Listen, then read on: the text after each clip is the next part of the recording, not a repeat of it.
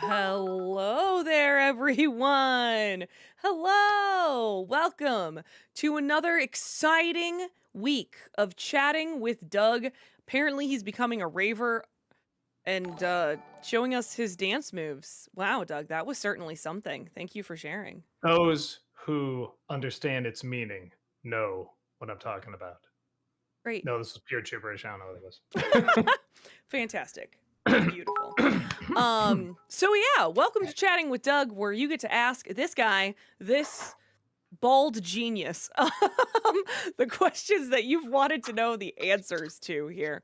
I'll have you Um, know my head is Buster approved. I posted a video on it. He just could not stop rubbing I his saw head on my that. It was so cute. radar. But yeah, he's just been really obsessed with doing that recently. I don't know why. Yeah, it was really cute. Adorable. um, all right, yeah, let's get to the rules here so that we can start going over the questions. First and foremost, we give priority to the bit messages and super chats since that is some real world money spent. Towards the end of stream, sometimes we have time for highlighted questions over on Twitch or regular chat questions over on YouTube, but please save those for the end of stream because you should not repeat yourself over and over again. You can get timed out or even banned if you're going to continuously do that. On the YouTube side of things, we prioritize super chats that are $5 and over. We get a large volume of questions, and this is just a way for us to be able to prioritize so that we can get to those non-paid questions. I promise we are trying to get to them. If there's time at the end, we will go back to the questions that were less than $5, but super chats over 5 and over is what we prioritize. I feel like we've been doing pretty good with that too. The past couple times, we've been getting a lot of that. We've been getting to a good time. So we've been doing it. We've been doing it pretty good. Yeah, yeah. Please watch the length of your questions. The longer it is, the faster we have to read it, the more likely it is that we are going to lose the point and we do not have time to repeat it. So short and to the point is better.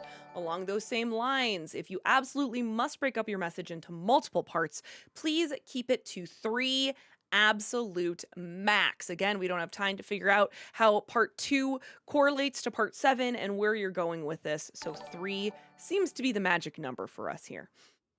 Please no spoilers. Not everyone has had a chance to see the latest and greatest.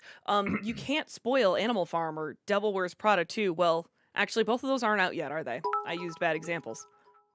Well, I Great. was gonna say you could always read the book, but it's not gonna have anything in common with the book. I don't No, think. I have a feeling it's gonna be nothing like the book. So, you know. Just a slight feeling, just a twinge of a feeling.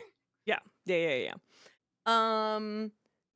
Please keep it to 1 question per bit message or super chat. We have over 100 people in our combined chats here, and it's just not fair if you get to answer or you get to ask 5 and some 5 and 1, and some people haven't even had a chance to ask 1. Also, that's an easy way for you to be like, "Well, hey, wait, what about that and that?" It's like, "We already answered 2 other questions and we got to move on." We got to be able to move on and keep this train on the tracks. You know what I'm saying?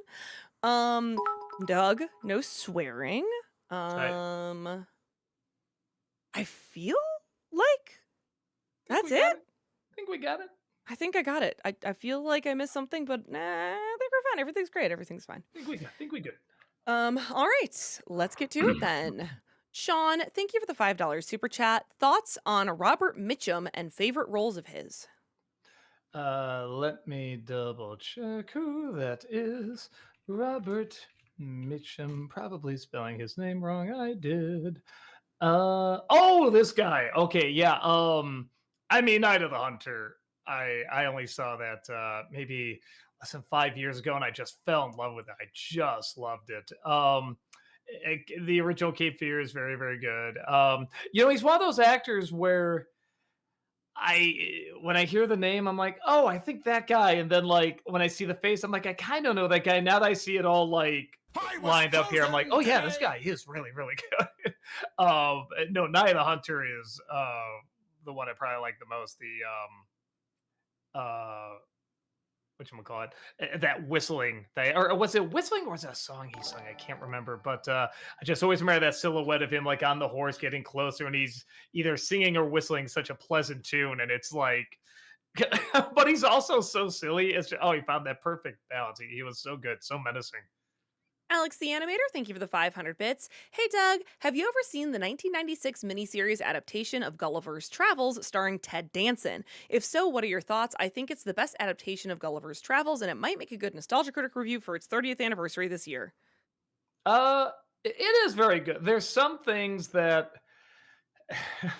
you just kind of blame on the time, like the way the horses sound in that. It's like you really couldn't get a better voice than that. But some of the effects of that time are really, really good. I like the idea of having him in a sane asylum. I think that's really clever. He's telling the story to these doctors trying to figure out what's wrong with them. I thought that was very, very smart. Yeah, I really like it. I don't know if it's one that many people would click on. But I don't know. It is worth still talking about because, like I said, there's some things that are a little awkward. But I thought it because I saw it, man, maybe 10 years ago again, and I thought for the most part it held up pretty good. Yeah, I did really enjoy it. The Disney Nerd, thank you for the $5 super I chat. was So, frozen Doug, today. did you watch episodes 7 and 8 of Maul? I can't believe how emotionally complex he's become. Yes. Yeah, I'm really liking it. The only minor complaint I have is that it's in Star Wars. I kind of thought we would go to like different planets and galaxies and stuff. It's mainly just in this one town, but it is a cool town. I mean, the look of the show is just stellar. Yeah, I'm enjoying it, and I like, without going into spoilers, what that last episode did. They made it look like his kind of, I just call it a mushroom trip that he went through. Is gonna end at a certain point. And it's like, well, okay, well, yeah, duh. Come on, you didn't know this, all right? And then as it keeps going, he discovers something else, and I really like that. And again, the action cap is like a mushroom trip too. Yeah, I like the way that played out. Yeah, I'm assuming there's only like one or two episodes left. A lot of shows like that are only a couple episodes, but I hope it's doing well because I would like to see more. I hope like the Star Wars fatigue hasn't knocked out too many people to check it out. Yeah. Frank, thank you for the $5 super chat. Which Alexander Payne film do you think is worse, The Descendants or Downsizing? Probably Descendants because I barely remember it. I just remember it going exactly where I thought it was going to go and not with particularly good performances. Where Downsizing started off with a cool idea.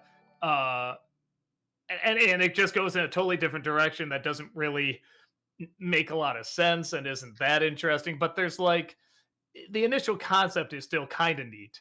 I'll give it that. Movie Mike, thank you for the 500 bits. An amazing digital circus. What do you think of Kane, the ringmaster? I like him. He's probably my favorite out of the group. I like him because I don't think I have. Trying to see. No, so there's a character I used to draw all the time when I was a teen that looks almost exactly like him. It was just teeth and gums, but the eyes weren't in the mouth, it was on top of the mouth. So every single time I see this thing, I always get reminded of that. So yeah, I think if for anything else, just fun nostalgia, I kind of like that character. Dev the Wiser, thank you for the 500 bits. Have you seen The Bounty 1984? And if so, what are your thoughts? Is that the Gibson one? Let me see. The Bounty 1984. Yeah, ambitious. I say it works just enough. It mainly works on its atmosphere. Um and Hopkins acting, even though his accent, like anytime he tries to do an accent, is a little silly. Um yeah, Gibson I thought was kind of iffy on it. And there's a few moments where I'm like, that should pack a little bit more of a powerhouse emotional moment. But it is still good. You really feel like you're on this ship. Um you feel kind of that dread. I love the way Hopkins can just switch from that very pleasant tone to just screaming and yelling and just like piercing through, all the BS and just going straight into like, hey, I'm the freaking captain here. And I love the way he can do that. Yeah, I liked it. I think the original one, I mean, I guess they've remade it a couple times, but the one that everybody knows is better. listening. Patrick Johnson, thank you for the $5 super chat. Hey critic, 2001 is on the Mount Rushmore of the greatest movies ever made. But how about a review of a movie I have never heard anything about? 2010. Yeah, it's not awful. Again, it's very ambitious, but it's it's trying to answer stuff we don't need to know the answers to. And like I said, it's doing its best. It's got atmosphere. It's trying to recreate some of the look and everything. But then it just kind of makes you think back to how well the Kubrick one did it, and with less dialogue. So I don't know. It's hard to say it's bad. If you got to make a sequel, it's not a bad sequel, but again, it's a follow up to like one of the greatest movies ever. So of course the bar is going to be raised pretty high. So yeah, I don't know. It's like the perfect definition of okay, just kind of mid. Sean, thank you for the $5 super chat. How did you found out about the Christmas tree and where did you obtain a copy? I think we oh yeah, online just eBay I think is where we got a copy of it. Somebody else talked about it at some point, some other video reviewer, and I can't remember who it was, but it was one of those where it just what? And kind of the same thing with Rhapsody Street Kids. Though I think more people knew about Rhapsody Street Kids at that point. But yeah, it was one of those that just kind of yeah, like I said, I saw one YouTuber talk about it. I just went, what is this? And of course I was just like blown away by how spectacularly awful it is. Liv J. Brown, thank you for the 16-month membership over on YouTube. Welcome back. Appreciate Thank that. you. One Piece is a combo of the raunchy silliness of Robert Rodriguez plus James Gunn films with the geeky, colorful world building of the Scott Pilgrim movie. I don't remember Scott Pilgrim being that colorful. But I don't know what would the visual style be like. I don't know what the visual style would be like. Because it isn't all CG. They're kind of like I think of the giants in there and how they use real people, but they don't really slow them down. And there's kind of a fun playfulness with the effects in that respect. So I don't know. I'm sure there's something else. I can't think of it. I know there's like an obvious comparison, but I can't think of it. Either way, yeah, I loved it. I really really enjoyed it. JL, thank you for the 1,000 bits. Doug, is there any old show that you watch on Tubi? I've been watching Looney Tunes a lot. Even though I can't tell which one I'm watching because it'll have a thumbnail of one cartoon, but there'll be like 3 or 4 episodes on there, and it doesn't give a description. It just has the title of one of them, and then like the beginning of like the second one, maybe the first 2 letters. So it's just a total guess. But at least I can watch them somewhere. Frank, thank you for the $5 super chat. Have you seen The Devil Wears Prada? And if so, what are your thoughts? No, and I'm hoping I don't have to. I was just saying last night that because I know the second one was coming out, and I'm like, maybe because I know it's this big cultural phenomenon and everything. I'm like, maybe I should see it. And I brought up to my wife almost like trying to make it look like, like she was going to convince me to see it. I'm like, is The Devil Wears Prada worth seeing? And I just thought she's going to be like, you've never seen The Devil Wears Prada. Oh, we got to put out, blah, blah, blah, like a lot of women do. And she was just like, ah, sorry, I don't know. You can probably skip it. I was just like, okay, for some reason that let me know I'm off the hook. But I have seen others, I guess, kind of like it, like like Legally Blonde. A lot of people say is similar. I It's never, good. yeah. I just don't wanna. I just don't know. I just don't That's think it'd be fair. my That's thing. fine. But I don't know. But it is a really really big deal. I mean, everybody's talking about the sequel and everything, so it is one of those things. I'm like, maybe I should. I don't know. I go back and forth about whether or not I want to see it. Alexander, thank you for the 500 bits. Which Jason Bateman performance do you like more, The Gift or DTF St. Louis? Hmm. I'll say DTF St. Louis, even though I technically like The Gift more as a movie. But well, I guess DTF St. Louis is a miniseries. But yeah, I'll say that one because I just didn't see Jason Bateman in that performance. I just saw somebody totally different. He didn't have to cover his face and makeup or change his voice or anything. He just changed his attitude and the way he acted. And I'm just like, man, I'm just seeing this totally different person in front of me. And I love when an actor can do that. Sinner Noah, thank you for the $5 super chat. Doug, here's an idea. Once you've finished all of Stranger Things, maybe do an editorial review for each season. The show is 80s nostalgia.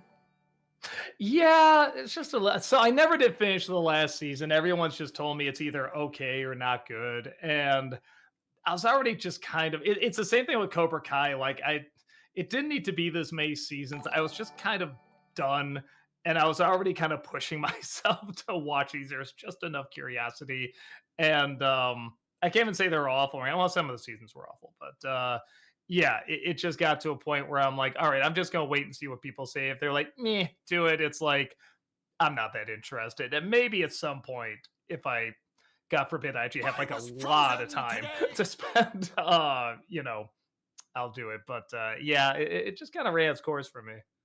Jeremy Miller, thank you for the $6 super chat or $5 super chat. What are your thoughts on 12 Monkeys? In my opinion, it's a fantastic premise, but the love story and the is he actually crazy plots felt half baked. NC review?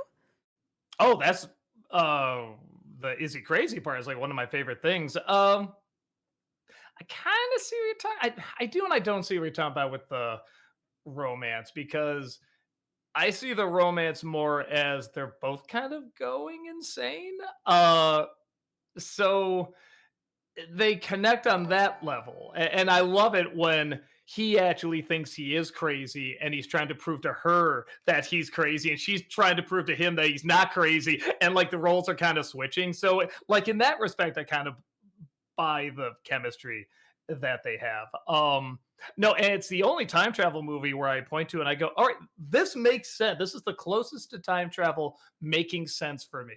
Um, Even though I'm sure somewhere in there there's like some sort of paradox people can point to that doesn't add up. But I mean, it's got the most check boxes of right. Okay, that makes sense. That makes sense. That makes sense. Kind of thing. I love it. It used to be one of my Dang! favorite movies until I just found others I like more. But yeah, I still really, really like it. Truth, Hope, Love, thank you for the $5 super chat. Where are you at on Digital Circus? I just finished the one where they do the suggestion box where they take their suggestions for what games to go to, and I like that one. That's the first one I was actually like, okay, I'm actually really digging this one. All the others, again, they're fine. There's nothing wrong with them. They just don't really interest me that much. But that was the first one where I'm like, okay, I'm actually legit getting into this instead of just like a moment I found interesting in every episode. This one was like, oh, actually, this whole concept's pretty interesting. So, yeah, I like that one quite a bit. Kevin Lane, thank you for becoming a member for 24 months in a row over on YouTube. Welcome back. Thank you. Appreciate that. Moses and Plato, Last Train to Clawville, was released on April 14th. Please consider playing it when you're done with your current game. I got so many games are already looking over. Yeah, I don't know if we're gonna just pick a next one or if we'll put up to a vote because there's a couple I want to play, but maybe I'll just kind of maybe I'll rig it a little bit. Like I think I know which one people are gonna want me to play, but then there's one I got You to do can for Disney also December as just play well. whatever you Uh, want, Doug. You don't no, have to I have people know. vote. No, I know, but no, it's one of those things though where it's like I'd be happy. All the games that we list, I'd be happy playing. That's Yeah. the thing. So, but yeah, I'm kind of interested in that mouse PI game. Yeah, yeah, I am yeah. really interested in that. But I also know I want to play Indiana Jones Disney December. for Disney December. Yeah. Yeah, so yeah, we'll figure it out. JL, thank you for the 1,000 bits. Doug, if a Batman Begins and Superman Returns team up happened, how would you have done it? Boy, I don't know. Yeah, obviously, Batman went on to Dark Knight, which was fantastic. Superman Returns was just not that great a starting ground. I didn't think Superman was very interesting in there, or most of the characters were not that interesting. So man, I don't know. And of all the things in Batman Begins I did not find interesting, Bruce Wayne was interesting. I thought Batman wasn't. So I really don't know what I would do. I would not be envious being on that project if that ever came to be. Alexander, thank you for the 500 bits. What are your thoughts on the Fellini film Eight and a Half? I did see that, right? Let me remind myself. I know it's like this big, not 9.5, 8.5. That's a different movie. 9.5 weeks. Maybe I didn't see this. It's one of those where I'm thinking of the cover and I'm just like, because I've seen a few Fellini films, I'm like, but have I not seen the big one? I mean, this is like one of the biggest ones. It's like, I actually don't think I have. So, you know what? I'll put on my Christmas list for someone to get it for me because I really should check it out. KJK, thank you for the 500 bits. Hey, Doug, who do you think I, played Professor X and Magneto better? Stewart and McKellen or McAvoy and Fassbender? uh, I think, how do I put early on, when they started playing it, I think McAvoy and Fassbender played it better. Uh, and then later, as like the movies go on, they kind of get not that great, and they're not awful, but they just can't save the performances. Where I feel like Stewart and McKellen, even if they're in a bad movie, they're still pretty good. They can still work through it really, really well. So I'll say McAvoy and Fassbender, but kind of with that little asterisk of like as they keep going, though, if we can just imagine them actually becoming, McKellen and Stewart, you know, that would make the most sense, which is what they want us to believe, even though I think in the 90s they look like they've aged, 2 years, something like that. Sean, thank you for the $5 super chat. Any note on when we'll see Tamara and Ayana again? Well, if you haven't already checked out Ad Break, they're both in Ad Break, Yep. which is on the Channel Awesome YouTube channel. It has been up since October 31st, Halloween. And we are hoping to make another project this year similar to Ad Break. And I know for a fact that Ayana's helping out, and Tamara's Dang! probably going to be a part of it. So I know that. Other than that, I don't know.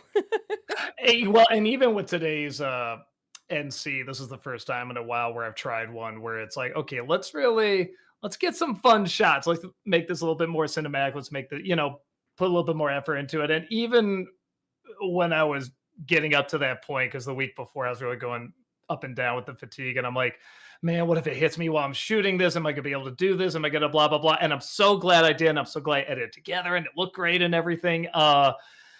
So it's still a struggle, but yes, that's one of the reasons like you don't see as many bigger productions on there, like more actors and stuff. But every once in a while, it's like, okay, I like to push myself a little bit to kind of get back into that mode. And it's like, okay, so that was nice. So if things keep going that way, maybe I'll get to a point where I can get more actors in there again. Alexander, thank you for the 500 bits. What are your thoughts on the Ingmar Bergman film Persona? I haven't seen that one. I've only seen a handful. I mean, like the big ones, like Seven Seal, Wild Strawberries. Um, but I haven't seen a ton of Bergman. I should probably see more because what I saw, I really, really enjoyed. Drolu, thank you for the $5 super chat. Would you ever do a video on the Pink Panther movies? The Steve Martin one turns 20 this year. Uh, this is a terrible thing to say. I never got into those movies. Like they're not bad. Well, some are bad, but they just. I know it's Blake Edwards. I mean, he directed one of my favorite comedies, The Great Race, and a whole bunch of other great stuff. But Pink Panther, I just never found that interesting. I didn't get into the remake that much either. Yeah, I don't have a passion for it, weirdly enough. Movie Mike, thank you for the 500 bits. Have you seen the Croods films? No, that God, all these are just gonna be. I haven't seen that. I haven't seen that. Maybe you'll actually help me pick one of the reviews coming up because I'm gonna watch one tomorrow with Rob, and I'm just like, actually, I haven't looked at the list yet, like which one I'm gonna do. And it's like, maybe the Croods make sense because I heard it's good. At least the first one. I don't know how the second one is. So, yeah, might make sense to check out. KJK, thank you for the 500 bits. I know it's been ages since you did Star Trek month, but do you have any plans to review some of the other films, like Wrath of Khan, First Contact, or the J.J. Abrams movies? I was thinking about maybe doing like even number Star Trek month kind of thing. Maybe we can put Even that number. well go because last time I only did when I first did it was like Star Trek month, but it's only the bad Star Trek movies, which is always the odd numbered ones for whatever reason. So and now that I'm doing like good movies now, it's I could. I mean, I definitely have plenty of things to say about them. So maybe there's something there. We'll see. Maybe it'll be one of those months. I have people vote on.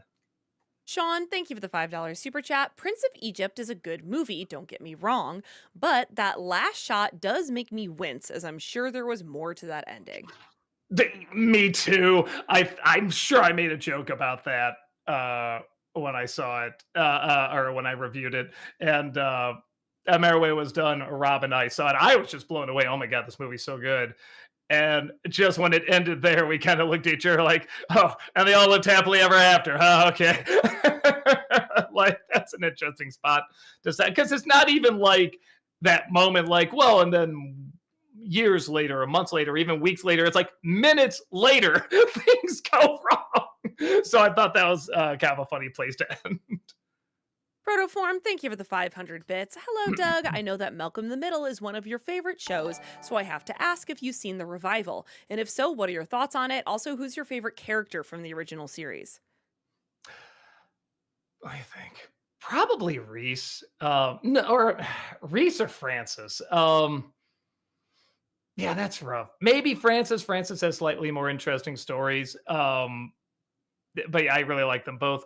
And yeah, I don't know. I'm one of the few that didn't get into the revival. I didn't hate it. There's things I did think were funny, and even some things that were very, sentimental and stuff like that. But it just lost its bite. It lost that edge. It just wasn't there, and the humor wasn't making me laugh that much. Everybody just had like one thing throughout the whole uh 4 episodes. I mean, I guess I was maybe looking at like, well, maybe it's like a movie, a Malcolm Mill movie. It almost adds up to like theatrical length. And I was like, nah, even that didn't quite work for me. So I'm gonna do a Disney December on talking about more. And I definitely don't hate it, but yeah, no, a majority of it I just was left very empty watching it. But again, it's cool seeing all the people get together and the creative folks behind it, writers, directors, and stuff like that. So it is neat seeing what they would do. It's like cool. I like that. It's kind of like seeing the Star Wars prequels. Like, well, I don't think they're good, but it's neat to see what he wanted to do. Um, it's just not something I really cared for. Movie lover, thank you for the 550 bits. I started watching Recess this week. I'm actually enjoying it so far, but I have to ask, does Randall make you think of a young Moe from The Simpsons, or is that just me? I didn't think about that. It's a good point. Yeah, I thought it was a very charming show. I'm not gonna pretend it's a show that's like got a lot for adults, but it takes you back to being a kid again, like sort of all those tropes and kids you would see at recess, and like the mindset you would have at recess, and what you would fantasize about. And in this world, it can I happen, was it can appear, frozen or you can today. just be a dumb kid and be like, no, of course that can't happen. And I like that balance. So yeah, no, I thought it was actually a very charming show. KJK, thank you for the 500 bits. I love your guest appearance on Solid JJ, so I was wondering how much you watch his videos. He's got some pretty funny stuff on his channel. Oh, I agree, and I think that's so clever, especially on YouTube, where he records the lines. He has them talk over each other a lot. I mean, it's lightning fast. But in case you missed it, in case somebody is talking too fast, the text is there. And I think that's really, really clever. And of course, just to meme stuff, everybody already does things in that format where somebody's saying something and there's the white text. So it just, in terms of like marketing yourself, that's a brilliant idea. It's just funny. It's so funny. And I'm a big fan of like dark, inappropriate humor. But YouTube really comes down on us a lot when we do that. So it comes down on some channels and not on others. His is one of the ones that it doesn't come down on. I think that's great. He can get away with it, and it's like continue to, because they're really, really, just super, super hilarious. So yeah, I enjoy it quite a bit. King Dave, thank you for the $5 super chat. Doug, when are we getting that Titan AE review? Timing! Hmm. You're Yes, really thinking about that. well, it's funny because I was thinking of other Bluth films I wanted to do. Every time I walk by my shelf, All Dogs Go to Heaven is like sort of eye level with me, and I'm like, I really should talk about that. Like, that's the one I really want to talk about. You know what it is? Maybe because I read the autobiography and I did find out he wanted to produce it but not direct it, but then the director left. And when they recommended he do it, he's like, but I make mice movies. I don't know anything about this. So I kind of feel bad for it. Like something about reviewing it does kind of feel like kicking a movie when it's down. But I can talk about it. I'm sure I will at some point. So I don't know. I'll get to it at some point. I will say I probably want to do All Dogs first. That one's just more in my mind recently. So I'll probably do that first. Movie Mike, thank you for the 500 bits. Have you seen any of these three Jean Claude Van Damme films? Hard Target, Sudden Death, Time Cop. Yeah, actually, I did a review of Time Cop with Tony from Hack the Movies. I kind of have a soft spot. For it's not good. There's a ton of things that don't make sense, but there is. It's weird. It goes back and forth between being like laughably ridiculous, legit kind of cool, and then weirdly boring. And then the effects go back and forth between being really ambitious and Dang! really good, and then just so laughably fake. But for that time, it's kind of amazing. But now it looks really fake. So it's like I'm all over the place with it. So why haven't I reviewed that movie? I'm gonna write that down. Great. Yeah, no, that's I really want to review that now. Maybe that'll be the next movie because I really haven't done that one. What were the other ones? Whichever one was in the hockey ring, I saw Hard that. Target, Sudden Death, Time Cop. Those are the ones that were Sudden listed. death. Let me see. Hockey is. It is sudden death. Yeah, I remember that one being pretty fun. I don't think I saw Hard Target. I know that's his other like really famous one. Yeah, I never did see this one. Should probably check that out. Can't remember if I asked this one already. It's marked off, but I can't remember if I did. I'm so sorry. Sean, thank you for the $5 super chat. NC for Top Gun Maverick. Did I say that yet? No. Okay, great. Um, And what did Rob think of it? I think he liked it. I think he thought what I thought. That it was good. It's impressive. It's fun. Um, we both have an issue with Tom Cruise's ego, which a lot of actors have egos. Hey, yours truly. But there's something about in his movies. It's nice when he can push it to the side and really just go for the performance and or the spectacle or whatever. But man, does it like to sneak in there and be like, he's really great. Isn't he charming? Is it? I don't know. I like when that doesn't shine through. I can watch something like Eyes Wide Shut and just totally be sucked into the movie. And then when I see something like the Mission Impossible movies or Top Gun Maverick and him just doing that smile like that or this look, I'm just like, yeah, okay. I know this. I know why you're doing this.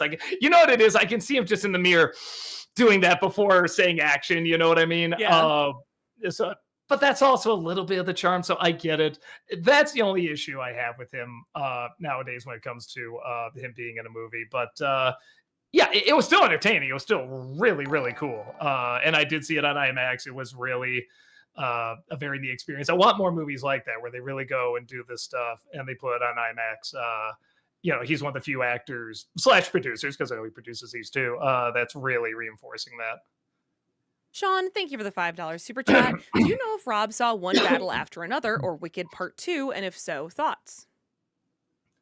I know he saw One Battle After Another. He liked it. Kind of the same way I liked it. Like it was political, but it wasn't obnoxious.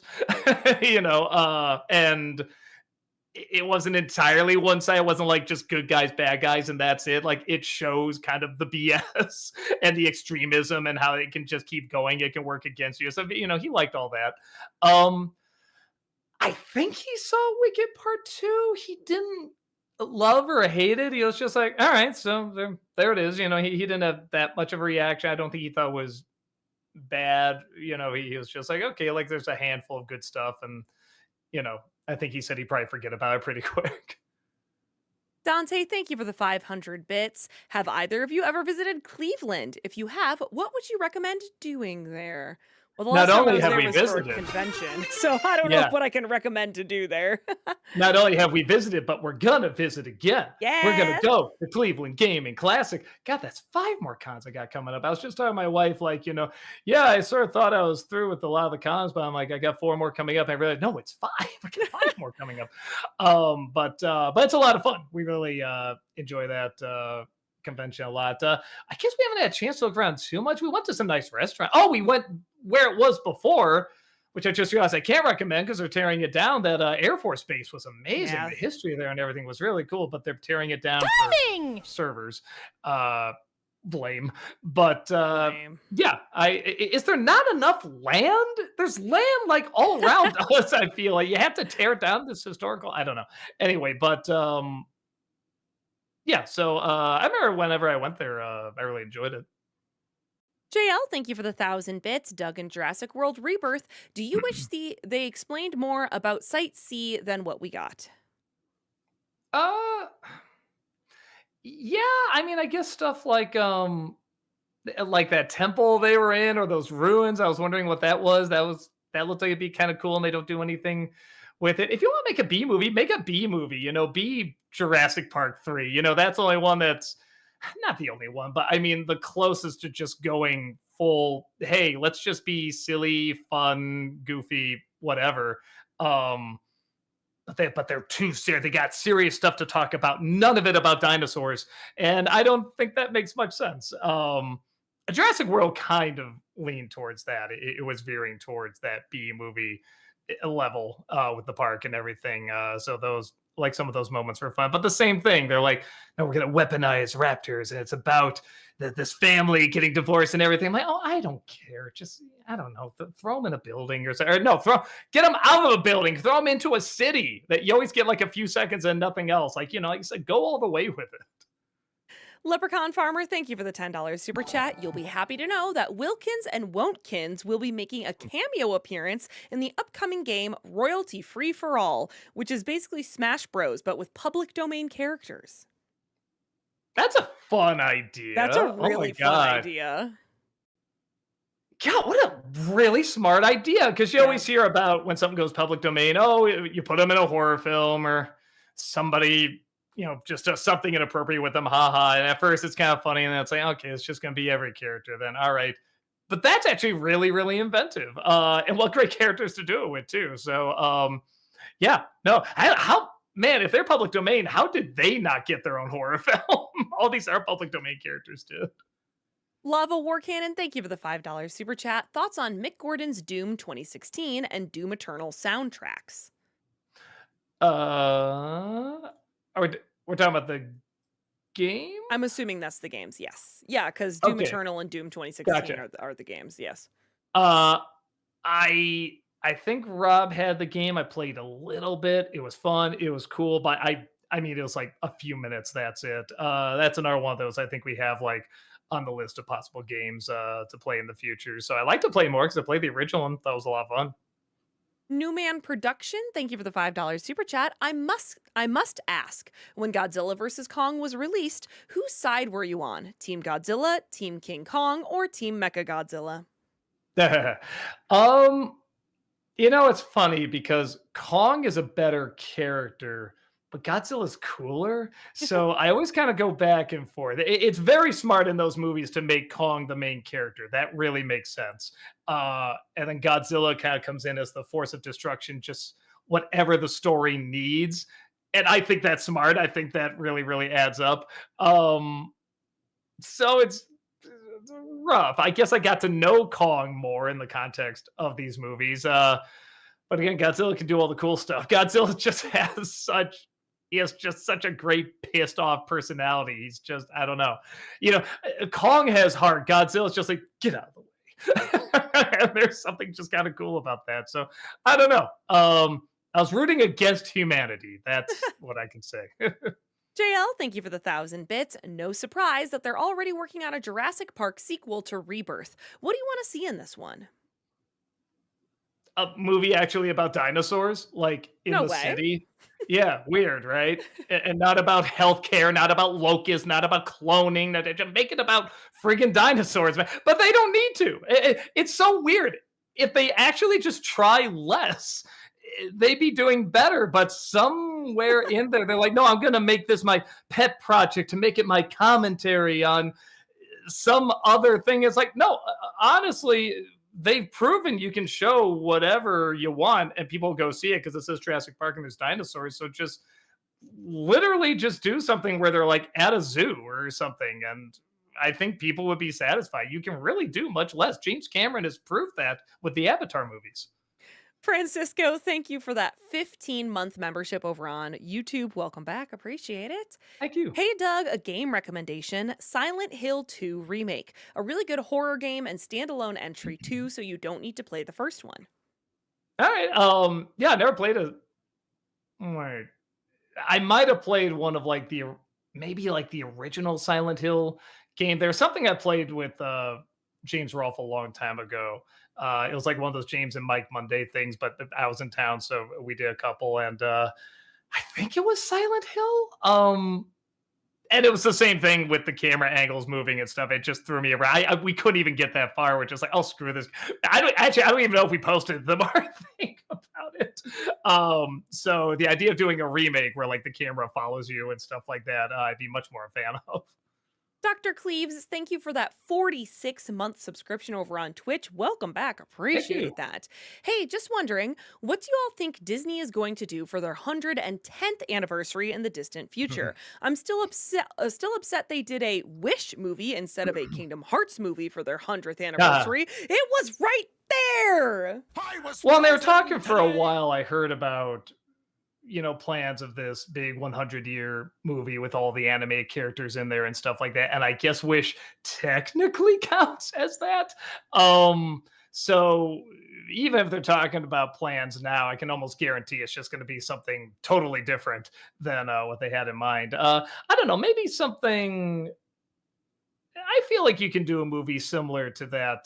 Was it Once Upon a Studio short? But give it a story. I think all those characters together interacting off each other would be fun. But you could do something like I don't know. I don't want to say Roger Rabbit where there's a definitive like hero and villain and stuff like that. But you can have like a story like that. Maybe they're in like the real world or something. It's one of the few times where I feel like having these characters go to the real world would be fun. You just got to get like a good director and writers behind it. But something like that. Again, just keep it simple. I don't think you need to go too crazy with the ideas, get too complicated. Sean49, thank you for the 500 bits. Hey Doug, of all film versions of Frankenstein out there, have you ever checked out Victor Frankenstein with Daniel Radcliffe as Igor? It's told from his point of view. Something for Nostalgia Ween?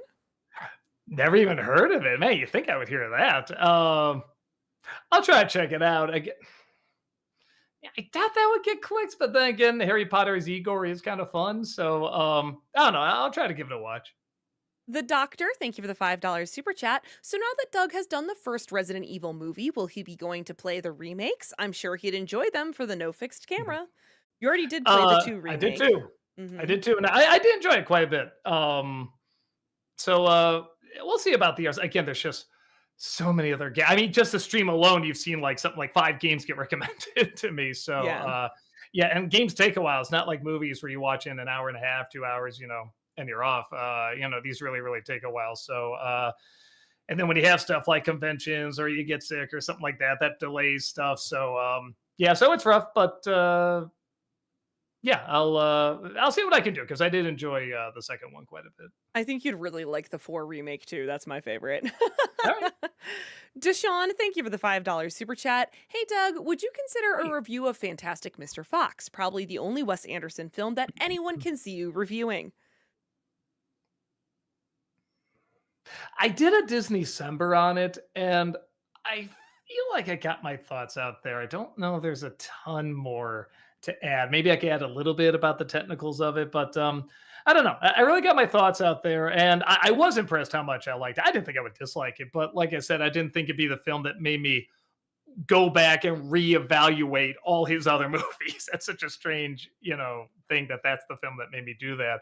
And I do like his movies quite a bit, but yeah, something about that one just really changed the way I perceive them. So yeah, I think it's there. If you watch the Disney December, that's basically my thoughts. Movie Mike, thank you for the 500 bits in the amazing digital circus. What do you think of Pomni? She's fine. Like most of the characters, they're fine. I can't think of anything wrong, but nothing like jumps out at me as like, well, I got to see what's gonna happen next with this character, kind of thing. But she's fine. Like I don't know. There's no bad character. There's no dead weight necessarily. Everyone kind of does something and pulls their weight, but yeah, maybe I just gotta get to the very, very end or something like that because I'm just not getting the whatever 180 million, views, kind of thing. There's something there. I don't know. I'd be curious to see what diehard fans say about it and why they really get into it. Because again, I don't think it's bad, uh, but I'm just not getting like the extreme draw of it. Groovy Seeker, thank you for the 500 bits. Doug and Heather, what's a cliche slash trope in a zombie setting that makes you two go, ugh, we're seriously doing this? At the same time, what is something done in the same setting that will hook you in immediately and watch it all the way through? I don't like talking like this because I like this movie and I appreciate what it's doing. But that last third of Shaun of the Dead, I'm just like, are we just doing the tropes? Is that it? Okay, I get it. It wants to be one of these movies, and diehard fans of zombie movies love this. You got to shoot the character you love. The jerk gets punched in the face. The jerk does something that's irredeemable and then is going to get ripped apart, which that's fine. I wanted more comedy with it, but it just kind of turns into that movie. But I understand that too. There's a lot of movies I watch where it starts off as a satire and that kind of becomes one of these films. It becomes the thing it's satirizing in its own way. So I get that. I'm not saying it's bad. I'm saying it just doesn't interest me that much. Um, there's something about just the jerk who doesn't listen, just like, no, we're doing it this way and that's it. That just kind of I just find it really, really dull. I don't find the characters very interesting. They're usually very dumb when they're like that. And there's always one in a zombie film. I don't know. I feel like it's hard to make a really interesting villain in a zombie film, which is not to say it hasn't been done. And even in Walking Dead, there were some very, very good villains. But yeah, that's usually it. It's the human villains in the zombie films because I feel like I see that same type over and over, that same two or three types. Well, when someone can come up with something really new for a villain in a zombie film, then that's kind of fun. That's kind of neat. Like I like it when they find a character that's doing something like, oh, I didn't think someone would be doing that in the zombie apocalypse. Okay. I don't know. Is there just a stoner somewhere that's just hiding out and just smoking himself to death or something like that? Like maybe that's in a zombie film. I don't know, but it's like I said, just somebody would be doing that, and it's like show me those people. Show me the people you usually would not pay attention to in a zombie film. That's what I want to see. JL, thank you for the 600 bits. Doug, if they brought Super Smash Bros. 64 to the online platform, would you do that as a game walkthrough? Maybe I do it as like just a little April Fool's thing or something like that. Because, like I said, I just don't get into that game at all. I have a theory that's one of the reasons I'm not getting that much into Amazing Digital Circus because I have no nostalgia for N64 at all. So I might. We talked about it. Maybe just doing a stream where I try to play it. It's just you just see me fail over and over because I'm not. The platforming out already isn't that great, but I'm especially not great at it. Andrew, thank you for the $5 super chat for 2026 Disney December. Would you consider the theme to be 20th Century Studios' most iconic films, like Sound of Music or just popular demand? Um, we got it down to two more things. I'm gonna add a theme this year, one more theme next year, and then I'm gonna stop because it really not Disney December. I'm just gonna stop the themes. Because I think we finally just have too many. I feel like we don't need to add anymore. It's gonna get to a point where every day of the month is gonna be a different theme. That I've added on. So yeah, so we got it figured out what we're gonna do. Lee B Films, thank you for the $5 super chat. If you wrote a horror movie, who would you choose to direct? M. Night Shyamalan, Robert Rodriguez, Eli Roth, or Rob Zombie? Yeah, Rodriguez, he'd because whether it be good or bad, it'd be entertaining, it'd be interesting, it'd be different. there be something in there where I just go, "What the hell?" And I would love that. Honestly, a close follow-up would be, M. Night Shyamalan, kind of for the same reasons, but, it's more likely it'll be bad, but it'll be, let me put it this way, I would need him to write it as well.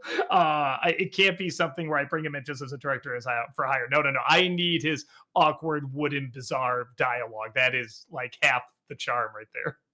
Groovy Seeker, thank you for the 500 bits. How do you feel this idea for a zombie outbreak? The heroes slash government have finally found someone immune to the virus. However, he or she is an unrepentant, self aware psychopath that has already killed a dozen people. Might be fun to see how they can keep this POS alive until they can get to a lab.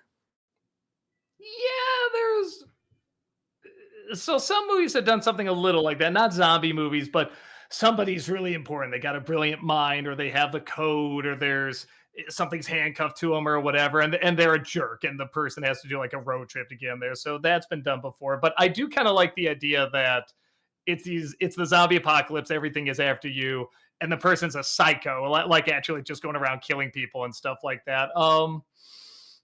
There's something there because it's always the person that's immune, like Last of Us, whatever is always like, just a little rebel, but a heart of gold, kind of thing. I kind of like the idea. No, it's just like I said, just a POS, psychopath. It's kind of a fun idea. There might be something there. Andy Metz, thank you for the $5 super chat. You've mentioned that you thought Beyond Thunderdome was the best Mad Max film before Fury Road came out. What did you like so much about Thunderdome? I don't know, I will say I like the first half more than the second half. The second half is still good. Um, it does help that it's the first one I saw. I'm sure that makes a difference. And they're all good in their own unique way. But I'll say this: after Fury Road came out, now Road Warrior kind of feels like it's just, you know, a less good Fury Road. You know what I mean? Like Fury Road just did so spectacularly. It's just like a step to get to the next couple there, but yeah, I don't know. I like the world. I remember the characters. I really remember the lines. I like even when the little kids come in, like they're still killing them off left and right. Like it's still got that harshness to it. Um, I like the. I mean, I guess a lot of them have the barren wasteland, don't they? But just the Thunderdome itself, I think is really cool. Like kind of the different places they go and the different environments they set up, I think are really cool. Where in the second one, you're mainly in one place. It kind of the same thing. The first one really is kind of its own category. It's almost like an exploitation film kind of thing. But nothing wrong with it. It's again great. Um, so yeah, I don't know. It just I feel like there's more going on in it. I think a lot of people kind of look down on it because it does have kids. It's got a few cute jokes in it. Um, and I'm just like, I don't know. They still ice some of these characters off, though, and it's still pretty harsh. The Disney Nerd, thank you for the $5 super chat. What's funnier, Tom and Jerry Back to the Future or True Lies or Memento? How would you Tom and Jerry Memento where they can't talk? So he's just chasing a mouse and just walks your way. Then Jerry gets mad, goes and kicks him. Hey, he chases them and they stop. The same thing happens again. Um, uh, and then Back to the Future, I guess you'd have to have him like following Doc Brown or they'd be his pet instead of Einstein. And was there one True Lies? True Lies, Again, yeah. I guess they'd have to be the pets in that too. Yeah, Memento, because I think you could actually do that just with them. or what's the other thing? They're trying to spell out or show Guy Pearce where he's supposed to go and what he's supposed to do without talking. I like the other one better. I like the idea that one of them has memory loss. Ultimate Frozen fan, thank you for the $10 super chat. Doug, thoughts on Spaceballs the new one? Despite title, still excited, Olaf's the reason it's happening. Josh Gad's daughter asked why no second, and then he dreamed the plot, wrote it down, and called Mel. I I'm very curious if they're gonna do because I had an idea. I was gonna do it for a fanscription, but I just never got around to it. Near to Walter for that matter. But yeah, it wasn't something like I told him we're gonna do this and we never did. It was just something like I never quite penned it or anything. But where it was combining the sequel trilogy and the prequel trilogy where they try to travel in time to change the past and apparently make it better. You know, like Helmet is trying to do that, and then they go and follow him, and they try to tell him like, "Leave it alone. Things are fine. It makes us what we are. Our mistakes make Timing! us who we are, and everything." And it's actually a commentary on Lucas going back and changing the films over and over and over. So I like the idea. Of course, it's because it's mine, I'm sure. So I really, really like it. But I'm curious if they're going to do something like that, and how much they're. I hope it's a.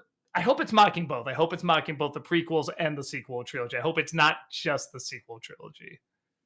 Movie Mike, thank you for the 500 bits. Heather and Invincible, what do you think of Thrag? After just one season, he has become one of your favorite TV show villains. I mean, I don't know if I'd say he's my Real quick, sorry. I'm still here. It's just really warm. I'm gonna turn the AC on. So Yeah, while you're answering that, I'm just gonna go turn it on. I'll be right back. excellent. Yeah, yeah, yeah. I don't know if he's one of my favorite TV show villains. But yeah, no, I definitely like him as a villain. This season has had a couple of moments for me. Like when they're fighting Thrag, there were a couple of moments where I was like, "Oh my gosh, oh no!" Like very visceral, like "Oh geez," kind of things. Like I feel like this season there's been a lot more of me either like gasping because it's emotional or whatever, or just like during fights being like, "Oh my gosh, that's terrible!" Like, "Oh, what's happening right now?" But no, I like Thrag. Thrag's a really good threat to them and the universe, really. New Man, thank you for the $5 super chat. Have you ever heard of the film Son of Kong? It came out the same year as the original King Kong and is the only film canon to the original film. Yeah, let me see. I think I saw it years ago. I want to make sure I wasn't confusing it for Mighty Joe Young, or Joe Young, whatever it was called, the original. I'm pretty sure I saw it, but it was a long, long time ago. Like I think actually shortly after I saw the first one. I remember liking it. Obviously, not as good as the original, but I remember it being good. JL, thank you for the 600 bits. Doug, what's your favorite scene in The Sixth Sense? Hmm. So many good ones, man. Probably the scene where the tent is broken into, because you really do get a sense like, okay, he's safe there, and then just when it starts to open up, that was just the biggest oh crap, oh crap, oh crap moment. And there is something when you have it a little kid. I mean, you're an adult watching it and you're like, come on, I'm an adult, I'm not, and that's a little kid, I'm not afraid. But when you're really in the mindset of that little kid, you just so sympathize with that fear more. And that scene was just so good with that. And then when it reveals after the tent was opening up, was just like, so yeah, I really, really like that scene. It's not like the most emotional scene, but yeah, I really like that moment. JL, thank you for the 600 bits. Two arcs dug in the 90s Superman series you would probably like is the alien costume arc and the man spider arc. Also, and then I think they just pressed early to enter too early because it just says also I. Today. Yeah. Also, I enjoy it. They're saying in the comic. Is that what they were saying? I think it's the TV series. I'm really not TV sure. series. The Okay. 90s The 90s. Spider-Man. Yeah, I did see up to the alien suit enough to know that I think they actually got Spider-Man 3. Actually, I think took a few things from there. If I recall, because isn't the bell tower thing how he gets it? Isn't that from the cartoon? I think they put in the movie. I don't know. I could be wrong, but no, there's. It's not like a terrible show. It's very ambitious. It's trying to throw a lot at you. Like I said, I just feel like it's on. It's just on fast forward. It's just going way too quick, and I just can't get a feel for the people. I feel like it just needs to slow down a little bit. Alexander, thank you for the 500 bits. In your review of Ghostbusters 2016, you made some jokes about how ancient Bill Murray's face looked. Well, I don't disagree. He honestly hasn't changed that much in the last 10 to 12 years. How do I put it? No, he hasn't changed in the past 10, 12 years, but he's not supposed to look that way until 20 years later. You know what I mean? Yeah. Trip Corey, thank you for the $5 super chat. Disney Semper for 102 Dalmatians. Also ever watch Hysteria? Yeah, I think we covered it on Kids WB. It's a very noble attempt. It's a very noble idea. There were some shows that were trying to do that, like Carmen San Diego, the animated show was trying to do that. And it's not that the humor never worked, it's that you were just always so aware it was trying to teach you something, and the education was overriding the humor. I feel like, and I feel like they never quite got the right characters to do it. But I know what they're doing. They're trying to make it little kids to welcome in, little kids to learn about it and everything. Timing! But yeah, it's and it makes sense because they had so many great historical songs from Animaniacs. But I think you need more Animaniac type characters in that show in order to make it work. Um, and what's the first question? I'm sorry. 102 Dalmatians, Disney Summer. Oh, yeah, I got on the list because somebody always asks me about. Maybe it's you, I'm not sure, but somebody always asks me about it, and I usually have it down there, and I always push it off because something else always pops up that makes more sense to review. But it is one of those things I'm kind of getting tired of always pushing it off. So maybe just to stop doing that, I'll finally do it. Trip Corey, thank you for the $5 super chat. Do you like Animaniacs or Tom and Jerry more? Hmm. Man, that's rough. It depends on because it is kind of apples and oranges. One's like a half hour show, even though it's made up of shorts. One is they're literally just shorts. Uh it kind of depends what episode, and what time period and stuff like that. Because Tom and Jerry, depending on when it was made, it can be very, very different. Where Animaniacs, I think it's more like, I guess, kind of the same thing with like the reboot, but the reboot it wasn't bad. But it is one of those things where it's like, yeah, some episodes are stronger than others. Some of the wordplay and slapstick is really great. And then some are kind of less. But like with Tom and Jerry, man, when it's good, I could just, I just rewind it over and over and over. Some of the slapstick in there. So I guess I'll say Animaniacs just because there's a little bit more going on. There's a little bit more variety. But yeah, it's pretty close. Movie Mike, thank you for the 500 bits. In The Simpsons, what's your favorite Mr. Burns episode? Hmm. Let's see. I kind of like the one. I'm not saying this is the absolute best, but I like the one with where Bart gives blood to save his life, and Homer has him, get blood. It just that constant back and forth was so interesting. I mean, just these two selfish people doing these often, doing these unselfish things for very selfish reasons, and then it turns into these selfish acts. And then somehow it kind of works its way around again, and nobody gets what they want, and they each think the other is happy or something like that. I don't know. I love the ending where they're trying to figure out what the moral is, and Lisa just says, maybe there isn't a moral. And Homer just says, yeah, it's just a bunch of stuff that happened. And I really like those stories. I like when you get to the end, it's like, what was I supposed to take away from this? Like, there's a lot being discussed and mulled over, but what's the final thing we're supposed to take away? I don't know. And it seems intentional. Jace, thank you for the $10 super chat. Fun fact, Chuck E. Cheese was bought by competitor Showbiz Pizza, but couldn't use Rock-afire Explosion Band anymore when its creator quit. So they used the band slash brand they just bought as a new company. Yeah, there's a couple making of videos, some even documentaries about it that are very interesting, but there's so much back and forth between Showbiz Pizza and Chuck E. Cheese that I do legit forget what happened when.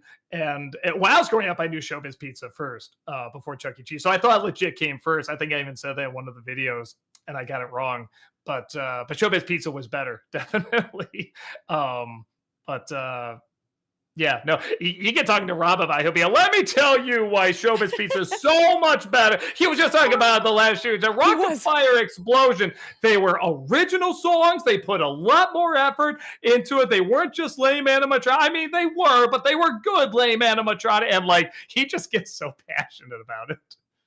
Talons of Water, thank you for the $5 super chat. Do either of you two have any favorite music artists from Chicago? Since Chicago is and was a hotspot for genres like gospel and the blues.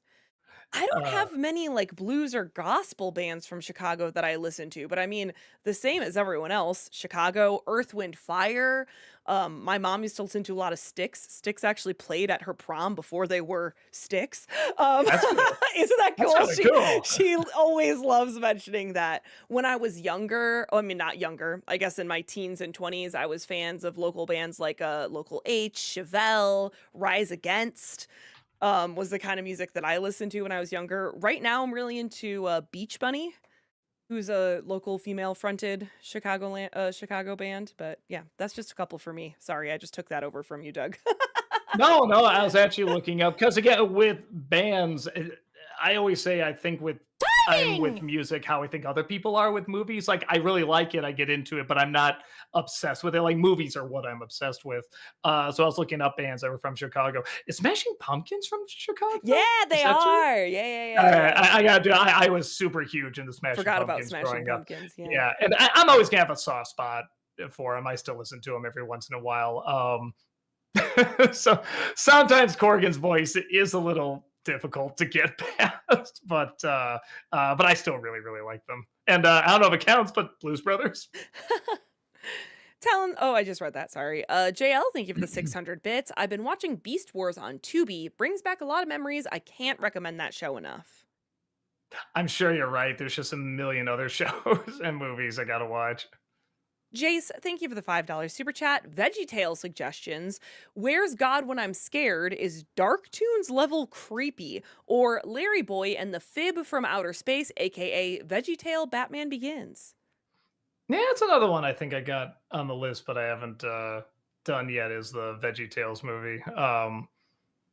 Pretty sure I got that on the list. I'll write it down just in case, but I'm like 90% sure it's on there. I'm writing a lot of these down, even if they are on the list, because I'm like, oh yeah, I got to think about like something like what the next one's gonna be. I had like the next like five planned out, and now I'm just like, yeah, what is the next one gonna be? So yeah, writing down some suggestions. Jace, thank you for the $5 super chat. Don't know what's going to happen. Don't know what's going to happen to me this weekend, so I want to thank you so much for the entertainment you've blessed me with these past 14 years. Sparkle, sparkle, sparkle. Yeah, sparkle, sparkle, sparkle. With that said, I hope you're all right. Yeah, right? Yeah, well, whatever you're talking about, I hope it goes okay. JL, thank you for the 600 bits. What's a Transformers show? What's a Transformers show, Doug, you would like to check out? Uh, well, Beast Wars, I heard is good. Um, there's a couple I've heard. I'm forgetting what they're called. Uh, they always have like some sort of numbers and letters and stuff like that. But yeah, there was one that started maybe like 15, 16 years ago, something like that. A lot of people said it was really diving into like more character and everything, but I can't remember what it was. So maybe that, but again, it's not top priority just because I have so many other things I want to watch and get through. So I'd love to, but it really is a time thing. King Croker, thank you for that 70-month subscription over on Twitch. Welcome back. Thank you. Appreciate that. Have you ever picked up a show just because you were completely smitten with one specific character? For me, it was Captain Fall because of Liza Barrel. I don't want to admit this. Admit it. All right. When I was a little kid, little itty bitty kid, um, I liked the villains, the bad guys. Okay, the villains in Rainbow Bright. I like they wanted to make everything black and white because I kind of liked black and white. And then when it went colorful, I'm like, oh yeah, okay, color. I guess I like color, blah blah blah. But I don't even remember their names. I just remember there was a little Mario guy who was black and white, and then this big hairy grimace dude, and they were just the typical bumbling, you do this, oh, I want to do that, blah, blah, but like a little kid, it's like, that was fun. I'd be like, oh, the girl crap is back. Come on, I fast forward that, and then whenever I see the bad guy, I'm like, yay! And I'm like, oh, I hope they destroy that Rainbow Bright someday. I was always on the bad guy's side. You started that off by like making me think it was going to be the biggest reveal and like your deepest, darkest secret. And then it's just Rainbow It is, Bright. okay. No. You don't get, for a boy raised in the 80s, that is like, you don't talk about that. You do not talk about that. Gail Ramirez, thank you for the $5 super chat. For the Wolverine game coming out this September, who are some villains you want to fight as a boss? Mine is Lady Deathstrike and Sabretooth. Omega Red, I always thought was kind of an underrated villain. I always thought he was pretty cool. Yeah, he's big, he's got the muscles, but like I think he has that armor you can't really penetrate, and then like he's got the coils too that you can like whip around, you can wrap around someone and knock them off the walls and everything. I don't know. I always thought he was a pretty cool villain, and I'm sure he'd be a really cool boss battle. Movie Mike, thank you for the 500 bits. What do you think of Jean Claude Van Damme in Expendables 2? Oh, I thought he was fun. I thought he was pitch perfect in a movie where it started to go a little too aware. I thought he played it pretty straight, and he really made it work. JL, thank you for the 600 bits. One show I wish Tubi probably would have. Mystic Knights of Tirnanog. It was odd Magic Power Rangers ripoff. I believe you. I've never seen it. Talons of Water, thank you for the $5 super chat. Barring college, Doug, were there any classes or school subject matters that you were good at or at the very least found interesting and or enjoyable? I mean, art, I was always good. English, I was usually pretty good. Creative writing, I was good. When it came to anything that was like reading a story, like American Lit or something like that. Again, reading was not the easiest thing for me, so that was always a little tricky. But when I don't know, when either the brain was working okay, or the eyes were working okay, or like just the story was so good, I had to keep going. Like that was always, I know it sounds ridiculous, but that was like a really exciting thing for me when I like really got into, a book, a story, and I finished it all the way to the end. Cause again, it's, for lack of a better way of putting it, like I am dyslexic. Like it's technically something else going on with the eyes, but I mean, it's very similar to dyslexia. And yeah, so it always was a challenge to read. But yeah, so when I did finish one, there was like a really good feeling with that.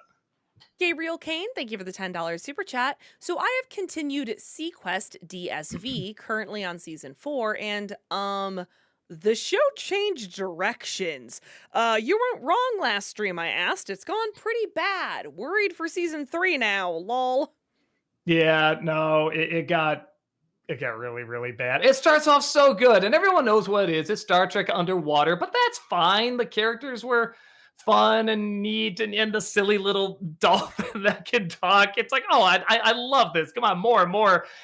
And then it just got kookier and kookier, where like the talking dolphin was like the least silly thing in there, and it just got so dumb. On a Joker, thank you for the 500 bits. So, how much did you spend on your wife's engagement ring? Just kidding. Thoughts on Black Dynamite, or if you haven't seen that, then the butterfly effect.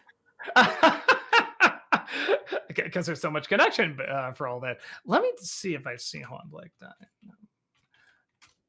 Have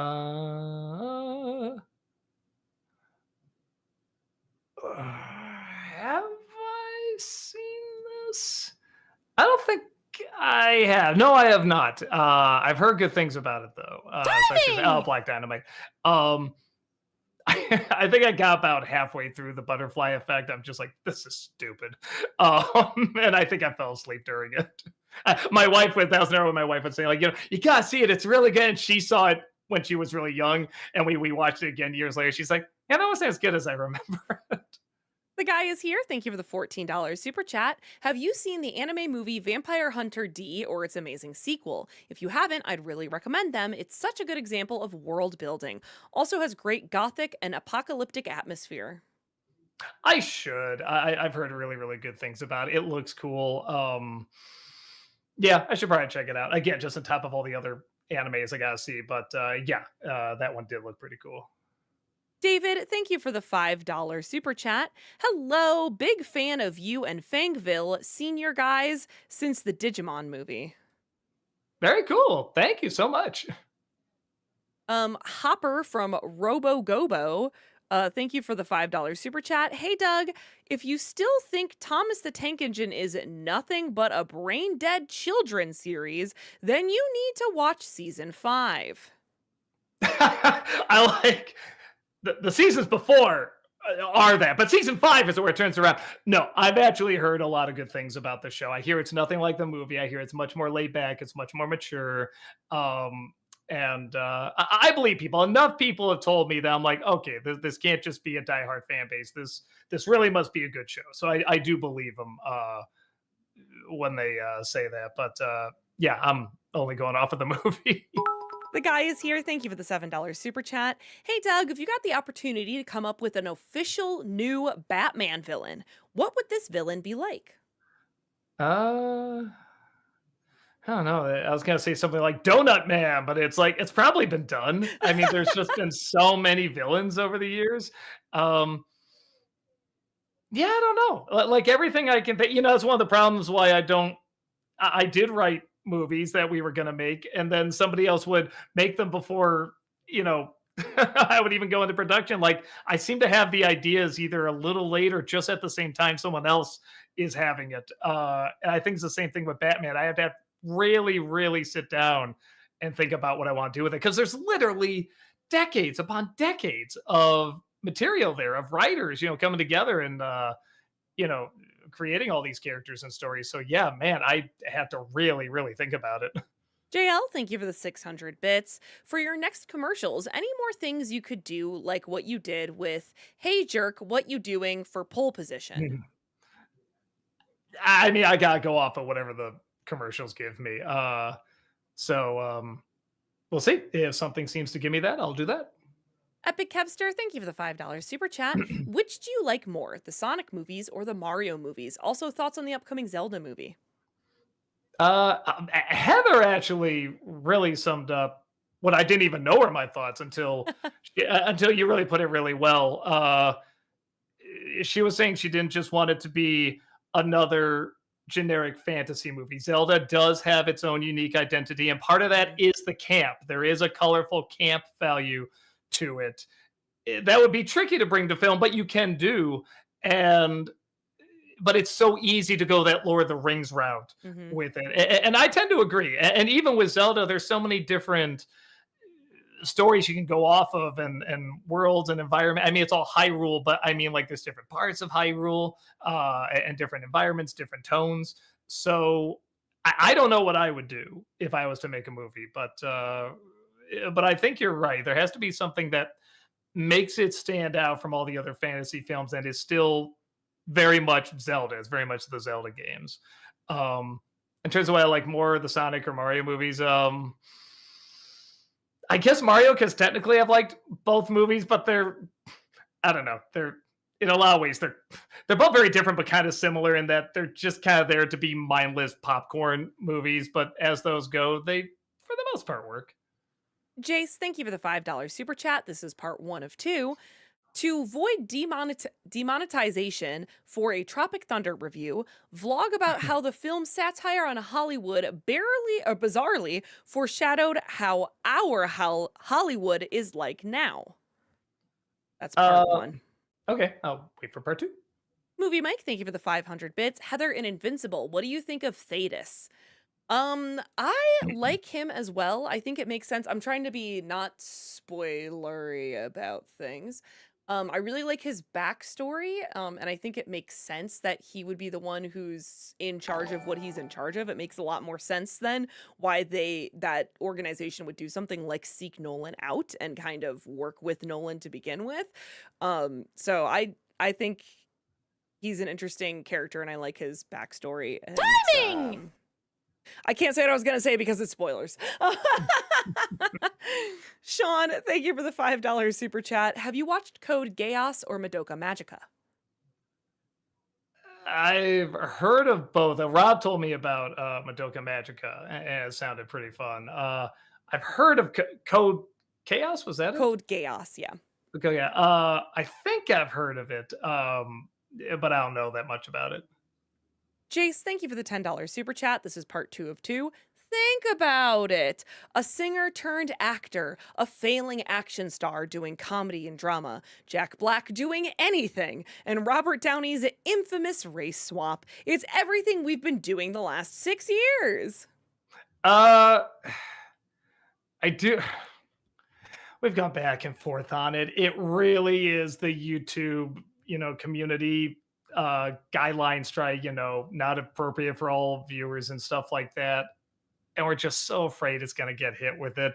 And I'm sure somebody can show me like maybe like a video somebody talked about before and it didn't get hit, but like YouTube watches us, man. They're always like, oh, they did that. You can't do that. Blah, blah. Like they watch us pretty close for whatever reason. We're one of the channels they watch pretty close. So I would love to talk about it. I think there's a lot to talk about, but it's like using the other H word in Rat Race. Like with that one, I just don't know how to get around it. You gotta show it. So I don't know how to get around it. Ghost of Raz Grizz, thank you for the $10 super chat. Hey Doug, first time chatter, long time watcher. Just wondering, due to streaming and all, have you ever heard of El Chavo del Ocho? Honestly, a lot of the comedy I saw from you reminded me of Hispanic humor. Um, I was I have not, chosen but I should today. probably check it out then. Jack, thank you for the $5 super chat. Hello, Doug. Will you review the Hi. Droids and Ewoks cartoons for Disney December? So I did the Ewoks cartoon on Nostalgia Critic, an old show I did called "Was That Real?" Um, I never did see droids. I didn't know it existed until like years later. But I grew up with Ewok. The Ewoks cartoon was actually my introduction to Star Wars, which is so backwards. I love it. And yet I'm still not as humiliated saying that as when people say I saw the prequels first. Like, oh, that's embarrassing. That's embarrassing. But maybe I should watch Droids just to give my thoughts on it. Because yeah, I never have. I've seen clips of it, but I never sat down and watched the whole show, and I'm sure it's short. So yeah, maybe one of these days I will. JL, thank you for the 600 bits. Doug, who's your favorite Static Shock character? So I still haven't gotten that far because HBO took it off. That's another one of those where I think I have it like on my Christmas list, like the seasons of Static Shock. But again, I haven't gotten that far yet, so I guess I'll just say Static Shock. New Man Production, thank you for the $5 super chat. Do you think you'll ever do a Nostalgia Critic episode on Disney's Dinosaur from 2000? I don't know because I find it kind of boring. That intro is amazing, and like everyone, I think they shouldn't have talked. That would have made a big difference. But it's not like a terrible film either. It's just very, I don't know if you've ever seen Land Before Time or any dinosaur film like that. It's just that, but with better effect. Well, with 3D effects, I should say. Um, so yeah, I just have a passion to talk about it. Strider for Life, thank you for the 500 bits. Hey Doug, I'm glad you finally saw the Street Burgers commercial. Gotta love the silliness and the characters singing ta-da ta-ta ta-ta. Sorry, I didn't watch it. I'm sorry. Yeah, yeah, it's not Street Burgers, it's Street Burgers. JL, thank you for the 600 bits. I did give The Devil Wears Prada last night a rewatch, and it's not as bad of a film as I remember it. I've seen worse movies than that one. I honestly, that's my assumption that I'm gonna see it. I'm gonna say I've seen worse. I'm not gonna hate it. I'm not gonna think it's awful or anything, but it's just so not gonna be my thing. Wouldn't it be hilarious if I saw it? I just fell in love with it. I'm like, this is like better than the Spider Verse movies. Oh my god, this is spectacular. I see what everybody was talking about. But I get the feeling I know what it is, and I get why other people, would like it. But no, I don't because I haven't seen it, so I shouldn't really talk about if I haven't seen it. So yeah, but I get the feeling I would agree with you. Epic Kevster, thank you for the $5 super chat. Thoughts on the upcoming Street Fighter movie? I think it looks like fun. The teaser, looked cute, but it didn't really. I wasn't super excited or anything. The trailer showing it was much more about Ken and Ryu, and kind of working Chun Li into there too. That got me more invested because I always thought whenever I saw them like in the game and everything, I'm like, oh, they like. What's their story? They kind of look alike. They clearly have a connection. Are they friends? Are they enemies? Are they kind of both? And in the trailer, I just feel like obviously they have the fighting moves, but they just had pretty quick chemistry in the trailer, and I'm just like, yeah, I instantly want to see a movie about these guys, in this crazy world, in this insane world that looks and feels like Street Fighter. So yeah, I don't know. I'm actually kind of excited for it. Sorry about that, chat. My Chrome is acting weird, so I tried to restart something and it appeared on Doug's face, but it's fine. It's just you. Oh, It's just right. chat. um, Jack, thank you for the $5 super chat. Have you ever read the Neverending Story novel? Just ordered it and I cannot wait to read it. I started it, and it's one of those where, again, this is a horrible thing to admit. I'm okay at reading autobiographies. If I have to read a work of fiction, like a narrative story, that's rough for me right now with chronic fatigue. But autobiographies are okay. So I've been reading a lot of those, and I was better at reading those before Dang! anyway. Um, but I was liking it, and I know the direction the story goes at. It is very interesting. It's kind of like a combination of the first two movies. Um, so I'm sure it's good. And from what I hear, I would love if they did like a miniseries or even like just yeah, no, miniseries. I was gonna say a show, but a limited amount of episodes. I'm like, but that's a miniseries. So I definitely like to see something like that because while I was reading, and again, I know the direction it's gonna go in. I think that would be really interesting. JL, thank you for the 600 bits. I've been watching Next Generation for a rewatch. Is there any memorable episode for you, Doug, from Star Trek? Oh my god! I One of the videos I want to do on one of these Doug Ramble videos is just the Star Trek episodes that like really shaped me because like I really like Star Trek, but I'm not gonna say like I've seen all the episodes, I've seen blah blah blah, but like there are some that just really stuck with me. The one where Picard dies and goes to heaven where Q is God. That's a really great one. Deep Space Nine has some really great episodes too. Like season one's a little clunky, but after that, they get really good. Um, yeah, I don't know. There's kind of too many to count. The one where Picard spends like a lot of his life in this on this planet, this very simple planet. I guess I don't want to go too much into it, but there's so many good episodes. Movie Mike, thank you for the 500 bits. In Space Jam A New Legacy, who do you think gives a worse performance? LeBron James or Don Cheadle? LeBron James.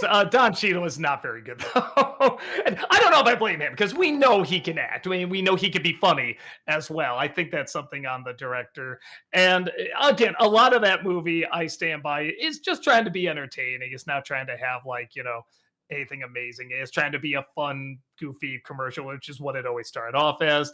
But even with that said, you can still have some charm to the performances, and some of them do, but those two did. Samuel, thank you for the $5 super chat. Remember that meme with the YouTuber iDubbbz where he wears a green spandex suit, jumps down, and says the infamous line, I'm gay. So funny or cringe? I know who iDubbbz is. I have not watched much of his stuff. I think I was either just the wrong age or it just was off my radar. Um, so some of the things I know, you know what it is sometimes I'll see something. It's like kind of like it's rare I look these up, but kind of like a history of YouTube thing, and he usually shows up. So I kind of know from that some of the stuff he's done, but I've never seen one, you know, just on its own or anything. So yeah, I'm not the guy to ask. JL, thank you for the 600 bits. Doug, I've known you never watched Supernatural, but have you seen the clips that YouTube has posted on its official page? No, uh, I probably shouldn't because I haven't seen the show. The Back Shack, thank you for the $20 super chat. Thank you. Dr. Doogie Doug Walker, thoughts on AI continuing the life of bands who no longer are together? I'm a huge Van Halen fan, and there's channels out there making jams that sound exactly like era based demos slash major releases. I think, like a lot of people, I have very mixed thoughts about AI. I'm not going to 100% dismiss it because there are areas, especially in the medical field, where they're just making huge leaps and bounds. Like I know doctors are saying like they can detect cancers so much earlier than before. Like that's spectacular. Um, and in terms of creative stuff, honestly, I'm okay with this stuff existing. And if you want to do something like that, well, if Van Halen made this band, what would it sound like? And doing that, that's fine. It's when you're making money at it, I don't like that. That really doesn't feel right. But if it's something where it's like kind of for yourself and to show some friends or something like that, okay. I've talked about before, it's actually really helped me when I had the really bad brain fog with the fatigue, kind of typing in my emotions and seeing it reflected back visually actually really helps. So I don't want to totally dismiss it, but I think like a lot of people, there's plenty more things I am terrified of with it that hopefully we're catching up to and we're starting to say, hey, we really should put some limitations on this. I think I like AI with limitations. It's so rare that I say that. But then again, limitation breeds creativity. And I feel like we're just going to be regurgitating the same things back and forth to each other. We're already doing with all the IP that we're recycling over and over. And now we're going to have AI do that. Like, I think you can use it as a tool, but don't have it replace people. I think that's a very dangerous road. They're starting to go down, and hopefully more people are starting to push back and say, hey, we do need some regulation here. Mr. A. Wolfle, thank you for the $10 super chat. What is the main difference between something that's just made for kids and something that is for both kids and adults, ignoring whether either one is good or bad?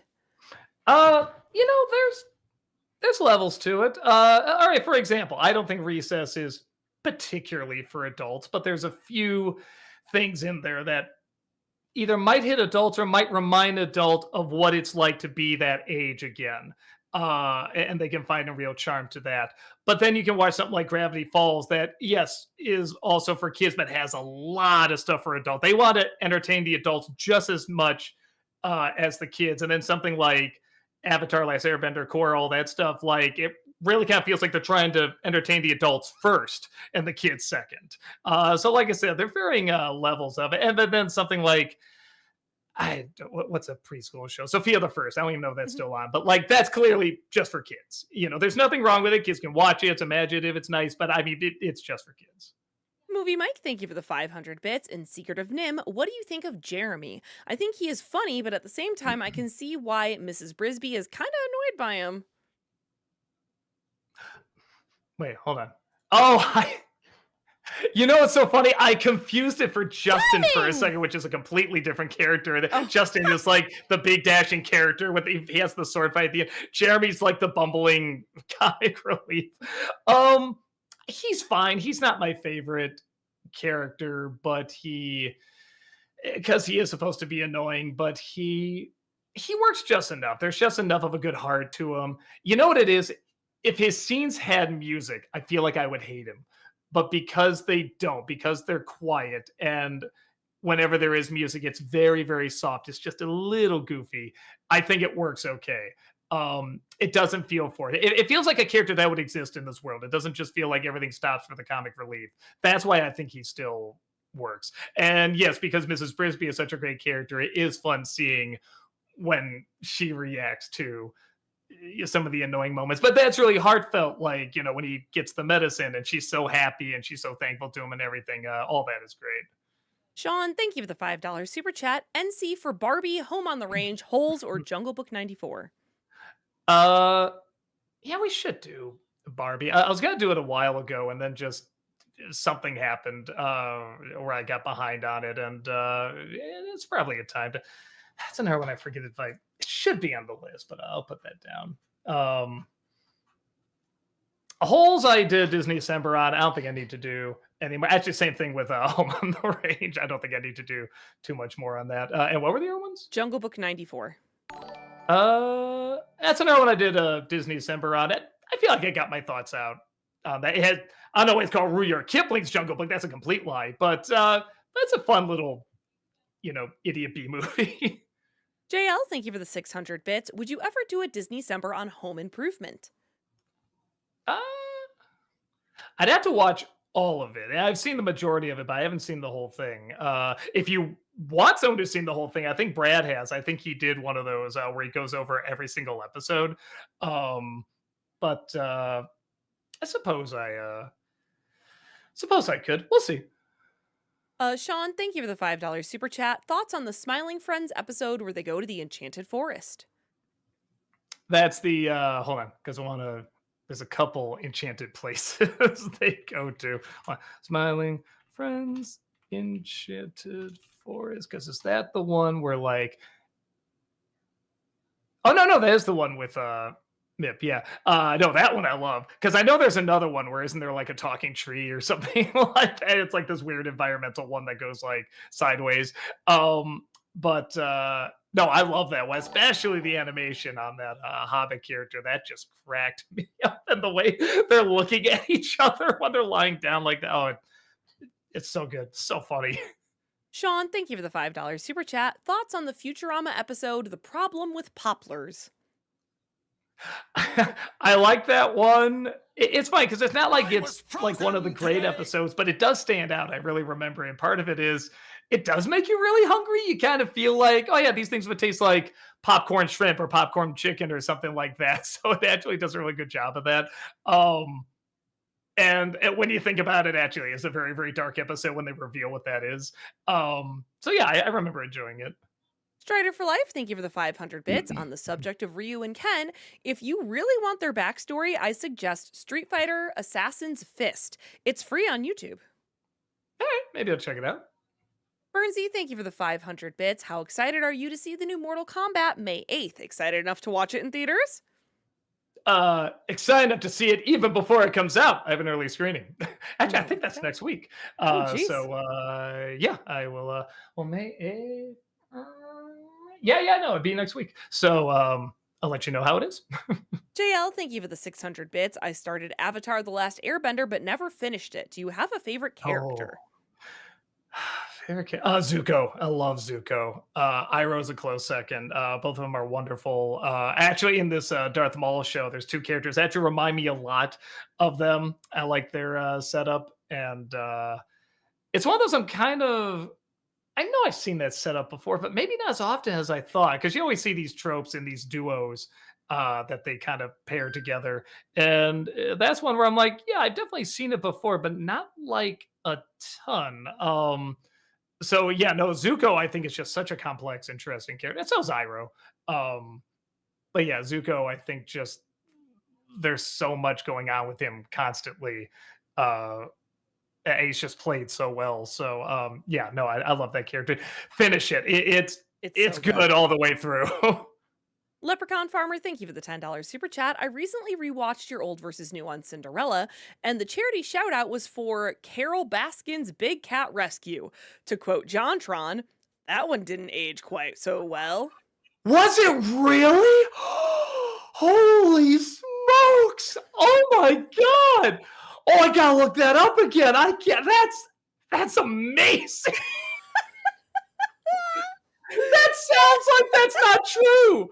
I gotta look this up, see if this is true. Holy Old smokes! versus new Well, Cinderella. yeah, okay. Because what I did, what I'm wondering, because there was one time, I think it was the Man of Steel review, where I think I accidentally put down like a fake charity without knowing it. I thought it was real. And my boss had found like here's the legit ones. Here's a list, goes on forever of like legit ones as if so I started doing that. So I don't know if that was before then or not. It could be maybe at the time it was like a legit thing. Or it could be I just was looking up charities, a list of charities, but oh, that looks good, whatever. And I just wasn't looking at the ratings yet. So that is funny. That is I hope really that's true. funny. I hope it's true too. Oh my god, that's hilarious. Jace, thank you for the $5 super chat. This is part one of two. Galaxy Quest continuation idea. A 30 Rock like show with OG cast interacting with new actors behind the scenes of the in universe TV show. But then, to be continued. Actually, I really Jace, like where this is going. Jace, thank you for the $10 super chat. This is part two of two. But then, Theramin's, yeah, what? Sorry. The their mains sorry don't like how the shows become political, woke, etc., so they send the cast into the real Galaxy Quest dimension to help them rediscover themselves and revalue the show and fans again. No, you know Okay. what I would like? I haven't seen the show yet, but I've heard it's good. It's called Wonder Man, right? That's the Yeah. Marvel show. I like the idea of we know this exists, this alien world, because one of them stays there, right? They call her Jane Doe and everything. They're doing the show, and it's them like trying to kind of be faithful, but she's trying to like she's looking at these scripts and she's saying what they do get right and they don't get right. And maybe she like contacts some of these aliens sometimes, or the aliens come down to like help out and like, wow, those are really good effects and everything. I Dang! feel like something like that, like still make it about actually making the show, but work in some supernatural elements. I actually think that would be really, really fun. Movie Mike, thank you for the 500 bits. Fun fact about Home on the Range: according to the deleted scenes, instead of just using his yodeling to steal cows to steal them, he was going to use them as an army to invade Washington and become president. If they went with that, I think the film would have been more memorable than the film that we got. I guess I don't think it'd be any smarter. I will say though, it was one that was clearly made for little kids. It's still not good, but I guess it is colorful. I do like Jennifer Tilly. She's pretty great in anything. That's about all I got. JL, thank you for the 600 bits. I watched The Legend of Korra first before watching Last Airbender. I watched them backwards. Oh, that's yeah. I'm impressed you could follow it okay. I'm trying to think if I'd be able to follow it okay if I started with Core first. Yeah, I'd be a little lost probably. Yeah, but I mean, if you kept going with Core and you're like, I want to keep going, that's like, all right, obviously you're following it okay. I guess there's some spoilers in the show. I mean, you definitely know some characters who live and don't, but yeah, no, but Korra is good. It gets a little too much hate, but it is inconsistent. Where Avatar, I mean, might have, man, I don't even know if there's actually like a bad episode. Some people like to point and say like, oh, the whatever the Great Divide's a bad episode, or the theater episode's a bad episode, or something like that. I'm still like, no, they're still good. They're still fine. They're just not very strong. So yeah, like I said, I mean that show really is a masterpiece, man. And it just the fact that you haven't finished it yet is just like, oh, like it's exciting. It's exciting to see, the journey you're gonna go on. All right, cool. And with that, we are all caught up here. Alrighty. And I almost hate to do this, but let me just check in with you here, Doug. It sounds like you're losing your voice. Do you just want to wrap things up a little early here? Because I don't want to push you if you're feeling like you're No, losing I your can voice. go. I can go a little more. It's not hurting. Let me put it this way: like 13 more minutes, I don't think is Okay. gonna make a difference. Okay. All Yeah, right. All right. it's not hurting. I think it's just from doing two cons Okay. in a row. All right. Just wanted to check in. Dalton over on YouTube asks a hint for next week's NC. It is a Disney sequel from the Ooh, 90s. there you go. Power Gamer over on Twitch says, "So the new Animal Farm movie comes out this week. Are you excited?" Very. It's funny when I saw the trailer, my jaw was kind of to the ground. I just didn't even know how to feel. And I made a funny post about it, and I'm just like, oh, that's a shame, whatever. And then Brad's excitement for it, Brad Jones, like his excitement kind of carried over to me. Like he kind of got me excited to see how bad it's gonna be. And I'm like, yeah, I am kind of excited. Like we just all know it's going to be terrible. It's not going to be like the source material. It's probably not Andy Serkis's fault. Like something happened behind the scenes. And it's like, okay, well, let's just go in and embrace the madness. July Media over on YouTube asks, "I know you haven't seen the Horrid Henry movie, but still checking out the 2006 animated series and the books it was based off of?" Uh, let's see if that rings a bell. Horrid Henry. Uh, Wait, this is not what I thought it would be. I thought it was like a horror film or something like that. I was like, no, this is a cute little kid who's, living his greatest life or whatever.